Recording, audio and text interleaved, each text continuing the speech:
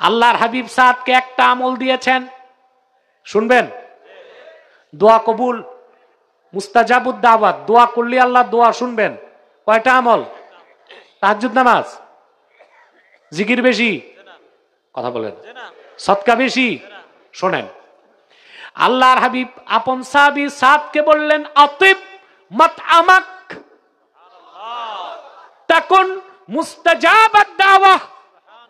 রে সাদ, তুমি তোমার রিজিকটা পবিত্র করো, তুমি মুস্তাজাবুদ দাওয়াত হয়ে যাবা। কয়টা আমল? আপনি নামাজ পড়বেন, তাহাজ্জুদ পড়বেন, জিকির করবেন, তাসবিহ ছাড়া চলবেন না, খাইবেন সুদ ঘুষ হারাম, কিন্তু নামাজ সোজা ঠিক, ফরজ ওয়াজিব সুন্নত ঠিক রেখে নফল যদি কম করেন আর যদি হালাল খাইতে পারেন, বর্তমান জমানায় আপনার চেয়ে বড় বুজুর্গ খুঁজে পাওয়া যাবে না।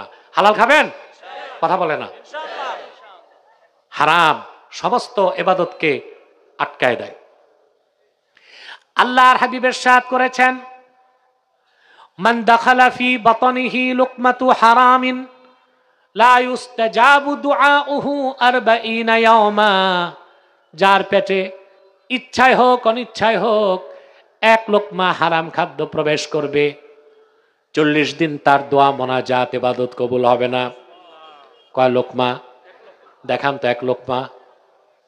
না, আপনার তো বাঙালি কোদালের মতো খান, 5 আঙ্গুল দেখাইছেন, 3 আঙ্গুল, 3 আঙ্গুলে ধরলে যেটা, এটা কি লোকমা, আর এটা আকজা, এটা কি 5 আঙ্গুলে কি আকজা, আর এটা লোকমা।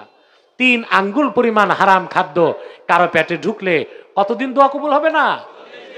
তাহলে হারাম খাবেন?